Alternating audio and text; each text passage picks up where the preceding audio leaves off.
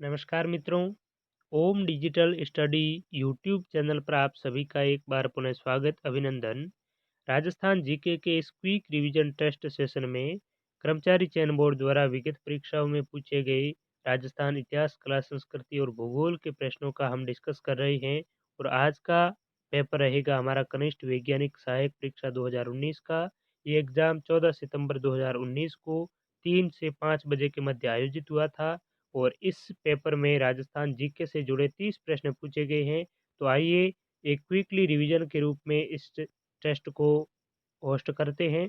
और इस टेस्ट में आपके कितने प्रश्न सही हो पाते हैं 30 में से, वीडियो एंड होने के बाद में कमेंट बॉक्स में अपने स्कोर ज़रूर बताएं।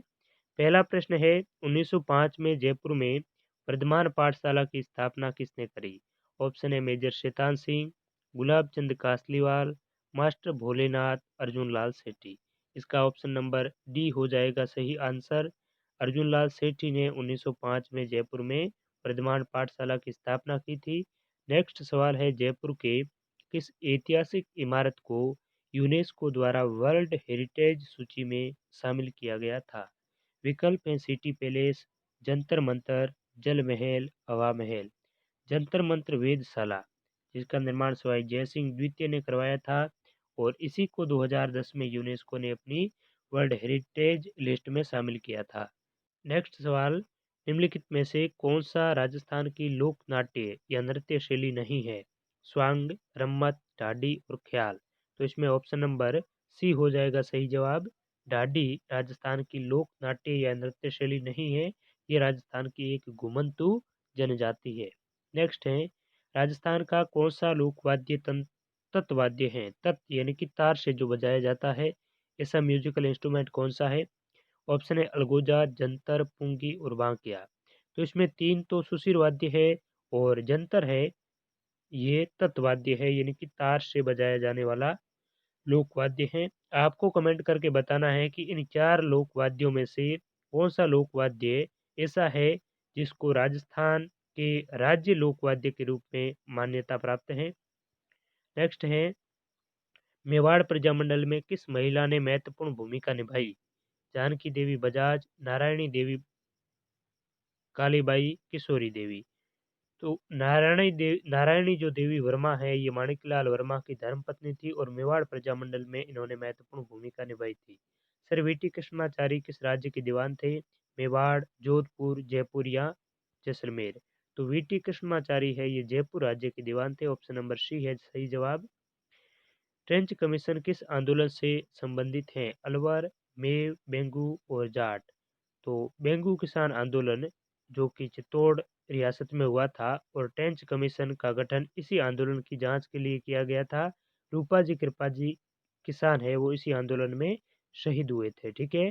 नेक्स्ट है, 1857 की क्रांति के समय राजपूताना के एजीजी कौन थे? एजीजी का मतलब होता है agent to governor general. George Lawrence, major Burton, colonel Holmes और शेडलर कॉटन। ऑप्शन नंबर ए हो जाएगा सही जवाब। जॉर्ज पैट्रिक लॉरेंस 1857 की क्रांति के समय राजस्थान के एजेंट टू गवर्नर जनरल थे। ठीक है। मेजर बर्टन कहाँ का था, आपको बताना है कमेंट करके। इसको मौत के घाट उतार दिया था क्रांतिकारियों ने। ये कहाँ का पीए था, पॉलिटिकल एजेंट था। नेक्स्ट है, हल्दी घाटी के युद्ध से पूर्व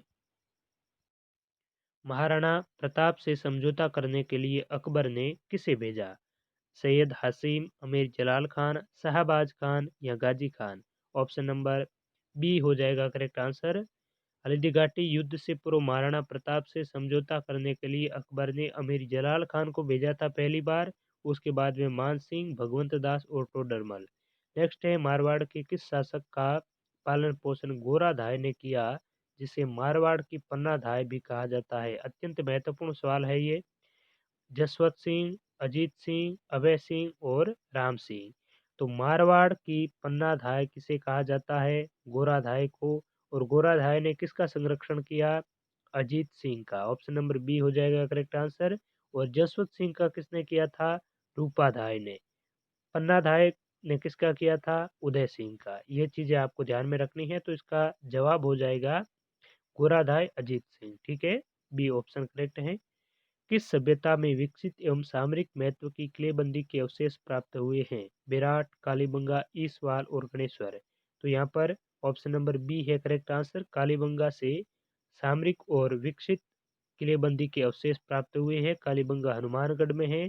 और कालीबंगा का मतलब क्या होता है, आप कमेंट करके बताइए, बहुत इजी सवाल है। राजस्थान में सदाबहार वन पाए जाते हैं? उदयपुर, माउंट आबू, कोटा और अजमेर। तो राजस्थान में सदाबहार वन माउंट आबू में पाए जाते हैं। माउंट आबू सिरोही जिले में है।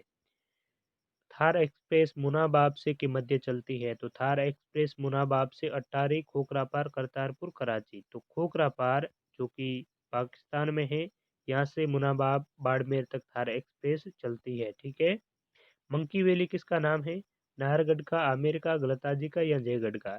तो मंकी वैली नाम है गलताजी का। गलताजी कहाँ पर है? तो गलताजी है जयपुर में। इसे राजस्थान का उत्तर तोताद्री कहा जाता है। राजस्थान में किस स्थान पर प्रतिवर्ष 12 सितंबर को वृक्ष महोत्सव मनाया जाता है? केला देवी, खेजड़ली, मंडोर और कोलायत। तो केला देवी करौली में है और खेजड़ली जोधपुर में 12 सितंबर को वृक्ष महोत्सव मनाया जाता है। ऑप्शन नंबर बी है करेक्ट आंसर। अच्छा, आपको बताना है कि केला देवी करौली के मंदिर में एक नृत्य होता है, वो कौन सा नृत्य है जिसमें एक गीत गाया जाता है प्रसिद्ध? ठीक है, वो आपको बताना है कि केला देवी मंदिर में कौन सा गीत है जो कि बहुत ही प्रसिद्ध है, ये कमेंट करके आप बताइए। नेक्स्ट है, मुझे लगता है शायद इससे पहले वाले भी कुछ प्रश्न है वो बच गए हैं शेष, एक बार देख लेते हैं। हाँ, प्रश्न 12 से जो 15 के बीच में है, ये भी शेष रह गए थे। अलवर जिले के बहरोड और मुंडावर में कौन सी बोली बोली जाती है? 12 नंबर प्रश्न है। रांगड़ी, हाड़ौती, मेवाड़ी और अहिरवाटी। तो अलवर में अहिरवाटी बोली बोली जाती है। ऑप्शन नंबर डी है करेक्ट आंसर। ठीक है। कृपाल सिंह शेखावत को किस कला को देश विदेश में पहचान दिलाने के लिए पद्मश्री से सम्मानित किया? ब्लू पोट्री, मीनाकारी, उस्ता कला या थेवा कला? तो ब्लू पोट्री जयपुर के प्रसिद्ध हैं और कृपाल सिंह शेखावत को इसी के लिए पद्मश्री से नवाजा गया था। किसने गुरु गोरखनाथ से दीक्षा ली थी? जाम्बोजी, संत पीपा, दादू दयाल और संत चरणदास। तो गुरु जाम्बोजी ने दीक्षा ली थी गोरखनाथ जी से। ऑप्शन नंबर ए हो जाएगा हमारा करेक्ट आंसर। 8वीं शताब्दी में मेवाड़ में एकलिंग जी मंदिर का निर्माण किसने करवाया? बप्पा रावल, महाराणा मोकल, महाराणा रायमल और महाराणा कुंभा। तो बप्पा रावल ने 8वीं शताब्दी में मेवाड़ में एकलिंग जी मंदिर का निर्माण करवाया था। ये सभी फैक्ट्स आपको ध्यान में रखने हैं। वैसे मैंने आपको पहले भी बताया इसके बारे में।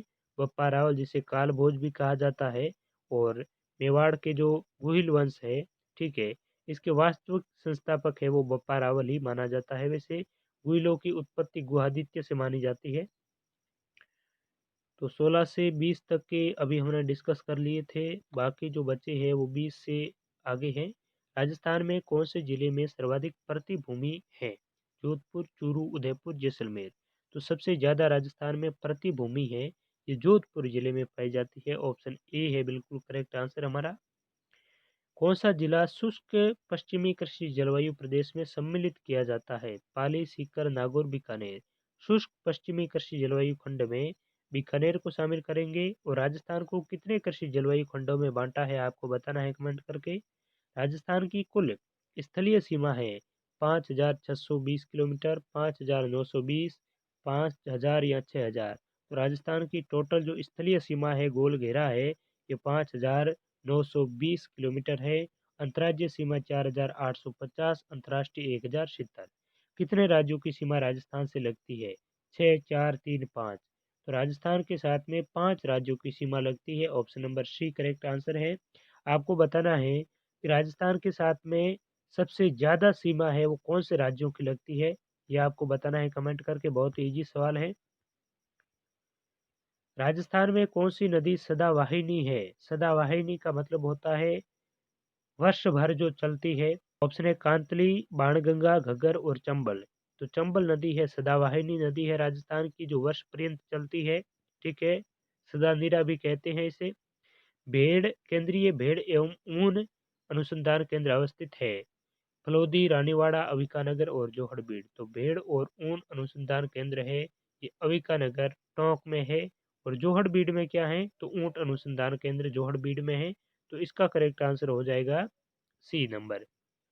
राजस्थान में गारनेट के भंडार पाए जाते हैं सवाई माधोपुर, बूंदी, जयपुर और टोंक में। तो टोंक और बाड़मेर में गारनेट के भंडार है वो पाए जाते हैं। ऑप्शन नंबर सी हो जाएगा करेक्ट आंसर हमारा। कौन सी एक राजस्थान की अंतःप्रवाही नदी नहीं है? कांतली, साबी, सागी और काकनी।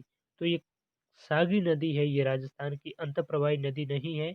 तो फिर ये नदी राजस्थान की कौन सी नदी की सहायक नदी है, ये आपको कमेंट करके बताना है। बहुत ही महत्वपूर्ण प्रश्न है।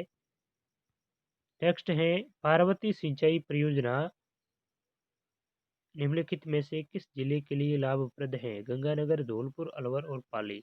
तो धौलपुर जिले के लिए पार्वती सिंचाई परियोजना लाभप्रद है। पहले भी मैंने आपको कमेंट बॉक्स में इस सवाल को पूछा था, आपको अच्छी तरीके से याद होगा ये चीज़ें। नेक्स्ट है, राजस्थान में शुष्कतम जिला कौन सा है? जोधपुर, जैसलमेर, बाड़मेर और बीकानेर। ये तो सभी को पता होगा आई थिंक। जैसलमेर जिला है ये राजस्थान का सबसे शुष्कतम जिला है। Desertiest district of Rajasthan, option number B है करेक्ट आंसर।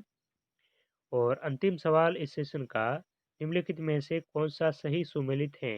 राजस्थान की मृदाओं के प्रकार दिए हुए हैं और जिले दिए हुए हैं। ये मृदाओं के साइंटिफिक क्लासिफिकेशन है मृदा का। राजस्थान में साइंटिफिकली मृदाओं को 5 भागों में क्लासिफाइड किया गया है, जिसमें 4 भाग तो ये है और एक और है वो भी मैं आपको बता दूंगा। तो इसमें सुमेलित सही कौन सा है?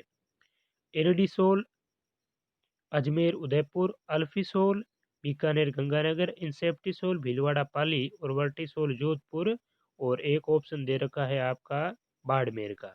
तो इसमें करेक्ट आंसर हो जाएगा हमारा सी ऑप्शन, इंसेप्टिसोल भीलवाड़ा और पाली जिले में पाई जाती है, ये सही है।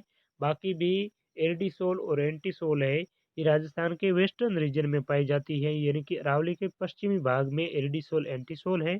इसके अलावा अल्फिसोल की बात करें तो ये राजस्थान का उत्तर पूर्वी भाग है, टोंक, जयपुर, ठीक है, सीकर, सीकर नहीं, टोंक, जयपुर, इसके अलावा अलवर भरतपुर का जो रीजन है यहाँ पर अल्फिसोल मृदा है वो देखने को मिलती है।